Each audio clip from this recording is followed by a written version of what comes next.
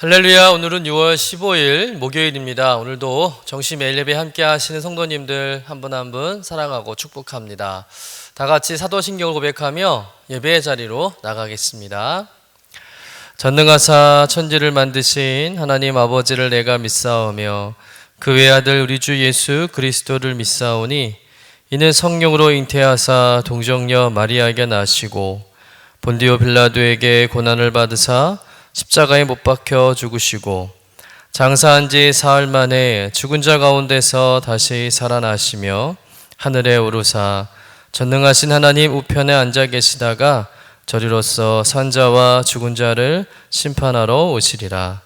성령을 믿사오며 거룩한 공예와 성도가 서로 교통하는 것과 죄를 사하여 주시는 것과 몸이 다시 사는 것과 영원히 사는 것을 믿사옵나이다. 아멘. 다 같이 찬송가 515장 눈을 들어 하늘을 보라 우리 함께 찬송하겠습니다.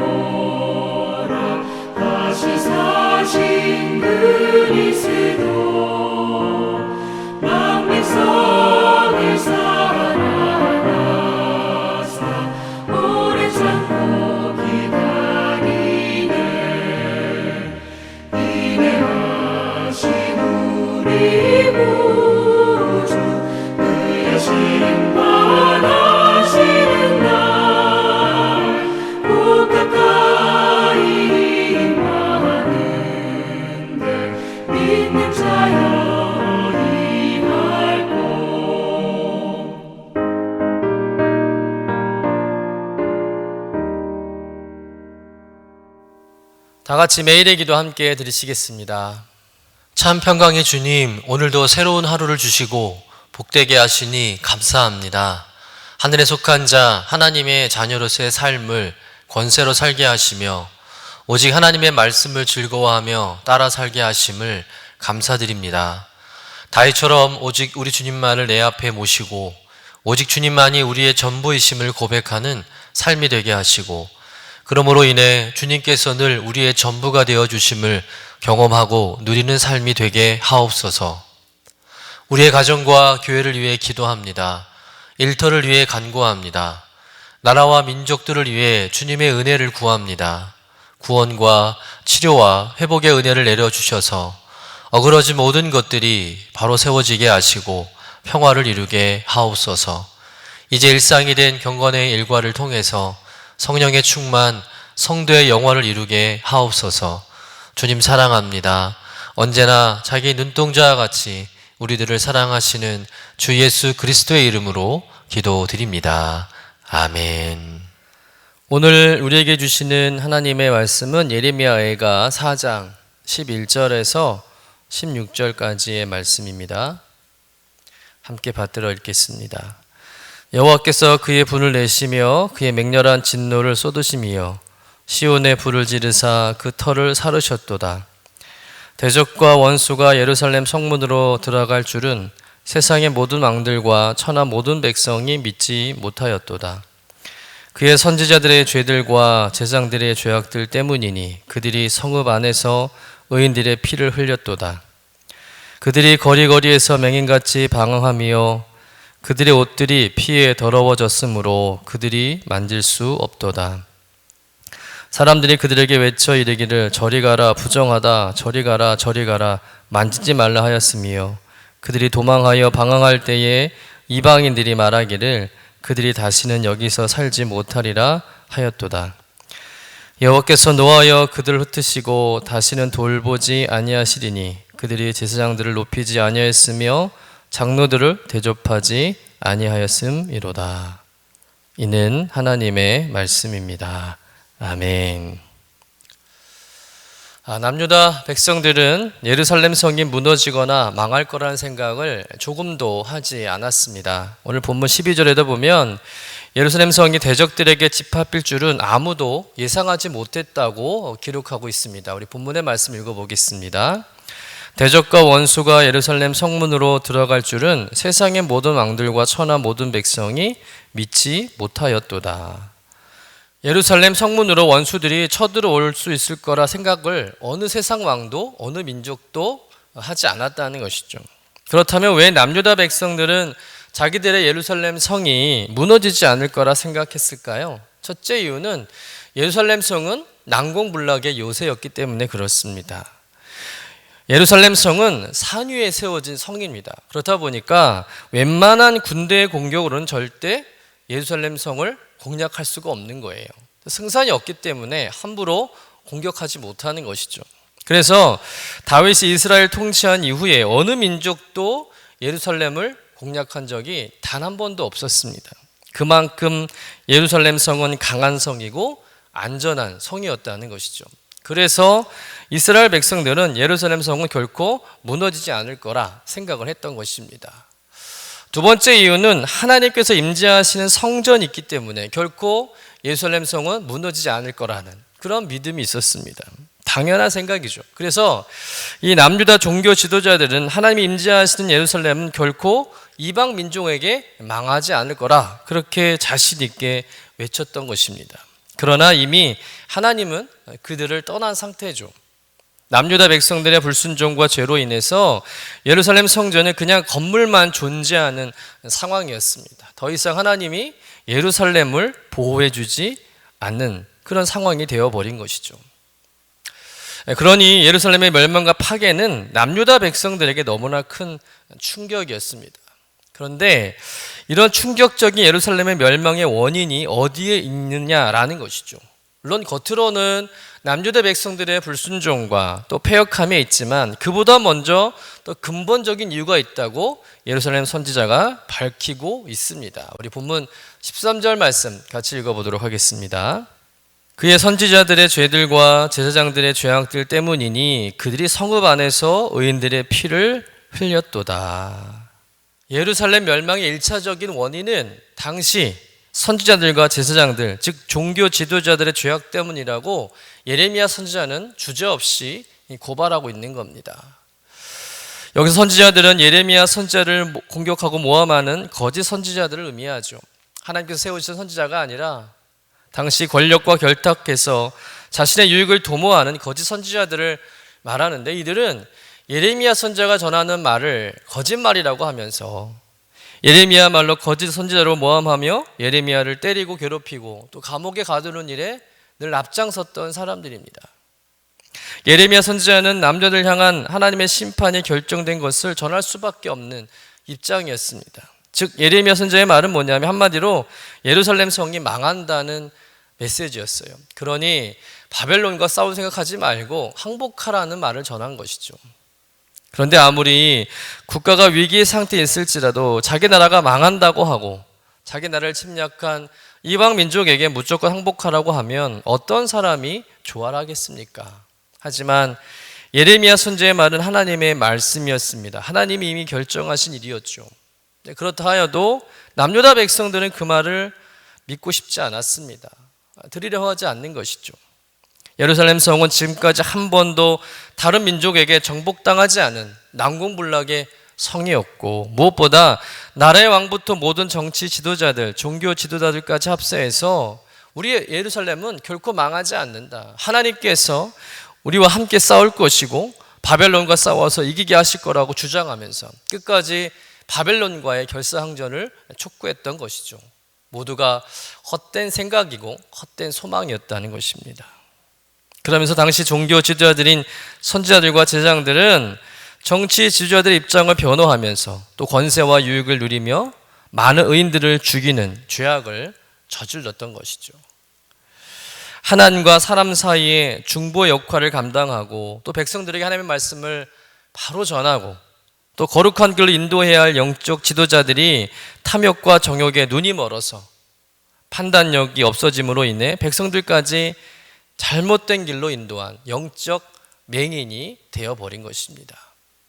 오늘 본문 14절 말씀에도 보면 그들이 거리거리에서 맹인같이 방황함이며, 영적 지도자들이 갈 길을 제대로 보지 못하고 맹인처럼 거리를 방황하고 있다는 것이죠. 여러분, 맹인이 맹인을 인도하면 둘 다 구렁텅이에 빠지는 법입니다. 예수님께서 바리새인들 향해서 하신 말씀이 이 말씀 아니겠습니까? 마태복음 15장 14절 말씀이죠. 그냥 두라. 그들은 맹인이 되어 맹인을 인도하는 자로다. 만일 맹인이 맹인을 인도하면 둘 다 구덩이에 빠지리라 하시니.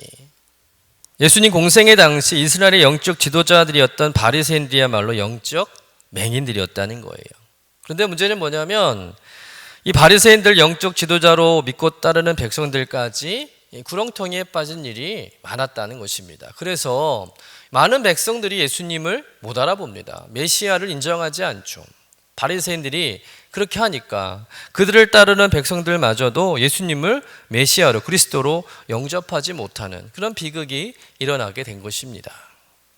지금 남유다의 상황이 그러했다는 거예요. 영적으로 맹인된 이 영적 지도자들을 따르게 되니까 당연히 백성들도 잘못된 길로 갈 수밖에 없었다는 겁니다.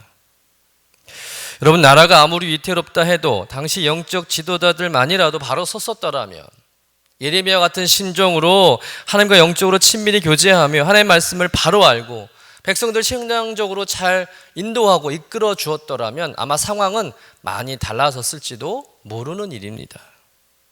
남유다가 멸망하는데 가장 크게 일조한 무리들은 바로 이 선지자들과 제사장들이었음을 누구도 부인할 수 없는 사실이죠. 본인들만 망한 게 아니라 백성들까지 같이 망하게 한 거예요. 그래서 하나님께서는 이들의 죄를 가장 심각하게 여기시고 더 맹렬한 분을 내실 수밖에 없었던 겁니다. 여러분, 오늘 말씀에서 우리는 지도자가 얼마나 중요한 자리에 있는 사람인지를 분명하게 깨닫게 됩니다.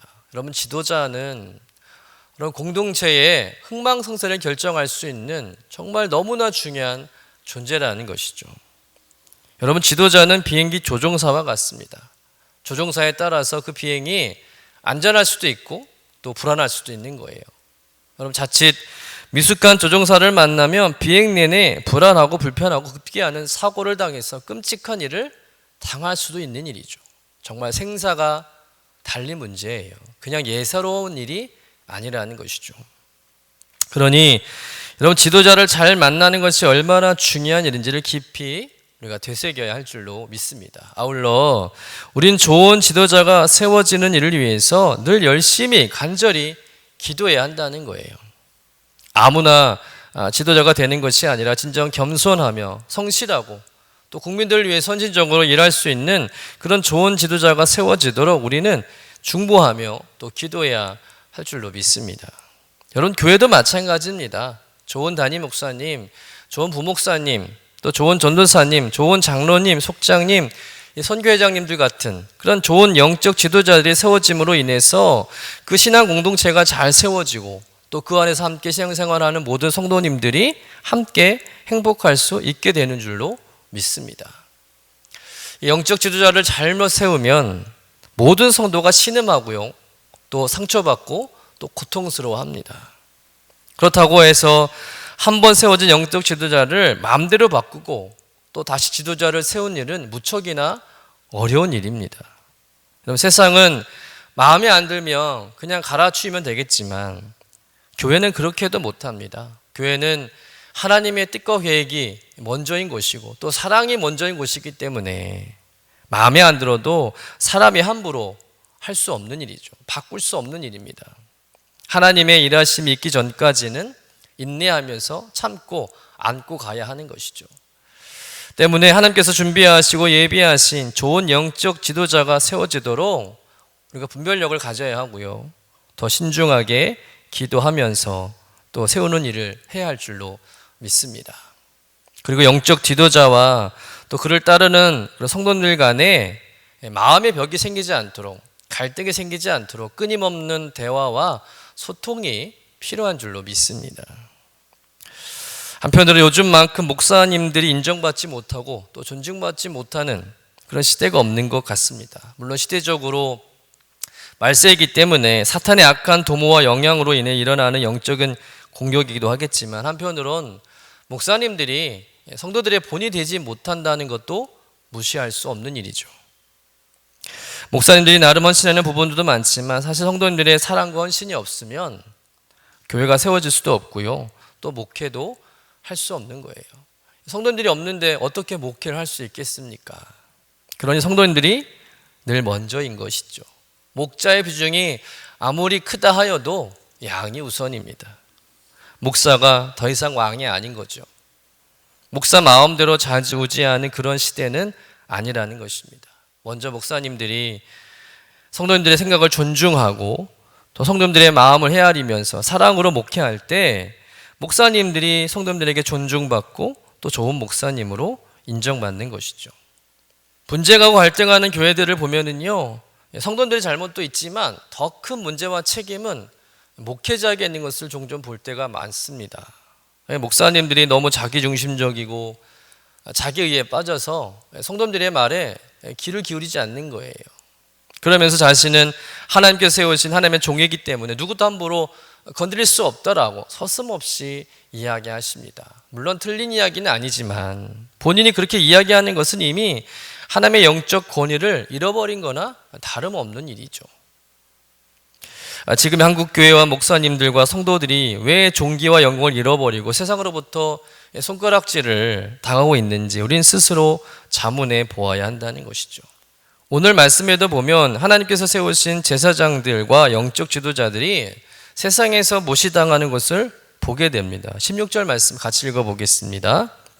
여호와께서 노하여 그들을 흩으시고 다시는 돌보지 아니하시리니 그들이 제사장들을 높이지 아니하였으며 장로들을 대접하지 아니하였음이로다. 바벨론 침략자들은요, 이 남유다의 제사장들과 장로들, 영적 지도자들을 아주 우습게 여깁니다. 그래서 성전에서 이들을 다 죽여버립니다. 참 끔찍하고 안타까운 일이죠. 그러니 오늘날 교회와 이 목회자의 모습을 보면서 예레미야에서 등장하는 남유다의 마지막 패망의 모습을 서로 비교하지 않을 수 없는 거예요. 제사장들, 또 선지자라고 하는 하나님의 일을 감당하는 영적 지도자들이 먼저 타락하고 변질되고 또 그들을 따르는 수많은 백성들도 하나님을 바라보지 못하고 하나님의 음성을 듣지 못하고 타락한 종교 지도자들 맹신하고 따름으로 인해서 결국 남유다가 패망하게 되었다는 것이죠. 저 역시 목사라고 불리는 사람으로서 오늘 말씀을 묵상하고 설교를 준비하면서 많은 두려움을 느끼지 않을 수가 없었습니다. 나는 잘하고 있는가? 나는 하나님의 말씀을 제대로 전하고 있는가? 나는 성도들에게 존중받는 목사일까? 혹여 하나님께도 인정받지 못하고 성도들에게도 존중받지 못하고 욕먹는 그런 불행한 목사가 아닐까? 그런 생각을 좀 하게 되었습니다. 사실 목회자 중에서 그 누가 거짓 선지자로 칭해지고 싶겠으며 누가 자기가 섬기는 교회를 멸망으로 이끌고 가고 싶겠습니까? 문제는 그만큼 목회자가 하나님 앞에서 바로 서는 일이 쉽지만은 않은 일이고요. 언제나 하나님을 두려워하며 또 성도님들을 귀하게 여기고 섬기는 목회가 자신의 역량의 한계에 부딪힐 때가 많다는 이야기죠. 목사도 연약한 인간이기 때문에 때론 넘어질 때도 있고요. 실망감을 줄 때도 있습니다. 그럼에도 목사이기 때문에 더욱 경건하고 거룩하며 성실하며 또 본이 되는 삶을 살아가는 것은 또 맞습니다. 여러분, 성도님 중에 지도자의 자리에 계시다면 오늘 말씀으로 더욱 경계를 삼으시기를 간절히 축원합니다. 또한 성도님 역시 좋은 영적 지도자가 세워지는 공동체가 되도록 기도해 주시기를 간절히 부탁드립니다. 영적 지도자 한 사람이 다치고 넘어지면 그를 따르는 수많은 영혼들이 더 상처받고 무너질 수 있음을 우리 분명하게 깨달아야 할 줄로 믿습니다. 그러니 멀리 뒤로 물러서서 관심 끊고 그저 나만 내 신앙만 신경 쓰겠다 그런 생각하지 마시고요. 지도자가 누구냐에 따라서 나에게 분명히 영향이 있음을 아시고 이 땅의 정치 지도자들뿐만 아니라 이 땅 위에 교회를 책임지고 이끌어가는 모든 목사님들을 비롯한 영적 지도자들을 위해서 특별히 중보해 주시기를 간절히 축원합니다. 더 나아가서 우리 성도님들 역시 하나님께서 택하여 세우신 이 땅의 거룩한 영적 제사장들임을 믿으시길 축원합니다. 여러분들도 하나님의 나라를 이루어가는 일에 부름받은 영적 사명을 받은 분들이라는 사실을 잊지 말아야 된다는 것이죠. 그러니 나 스스로가 좋은 영적 지도자로 잘 감당할 수 있도록 그 사명 잘 감당할 수 있도록 하나님의 도우심을 구하고 또 기도하시는 저와 여러분 되시기를 주님의 이름으로 간절히 축원합니다. 기도하겠습니다. 남유다의 멸망이 지도자의 잘못과 책임이 있다는 오늘 말씀을 통해서 지도자가 얼마나 중요한지를 또 다시 한번 깨닫습니다. 주님, 오늘날 좋은 지도자, 훌륭한 인격과 실력이 있는 지도자, 또 예수 그리스도를 닮은 귀한 영적 지도자가 필요합니다. 주님, 특별히 하나님께서 교회 공동체와 나라와 민족에게 하나님께서 기뻐하시는 좋은 지도자를 세워주시길 간절히 소원합니다. 이 땅 위에 목회자들이 참 하나님의 말씀을 잘 전할 수 있도록 저들을 붙잡아 주시옵소서. 언제나 하나님을 두려워하고 또 말씀대로 살아내어 존귀함을 받는 우리와 우리 모든 지도자들 되게 하여 주옵소서. 그래서 모두가 행복한 믿음의 공동체 이루게 하여 주옵소서. 감사드리며 거룩하신 예수님의 이름으로 기도드립니다. 아멘. 하늘에 계신 우리 아버지여, 이름이 거룩히 여김을 받으시오며 나라가 임하시오며 뜻이 하늘에서 이루어진 것 같이 땅에서도 이루어지이다. 오늘 우리에게 일용할 양식을 주시옵고 우리가 우리에게 죄 지은 자를 사하여 준 것 같이 우리의 죄를 사하여 주시옵고 우리를 시험에 들게 하지 마시옵고 다만 악에서 구하시옵소서. 나라와 권세와 영광이 아버지께 영원히 있사옵나이다. 아멘.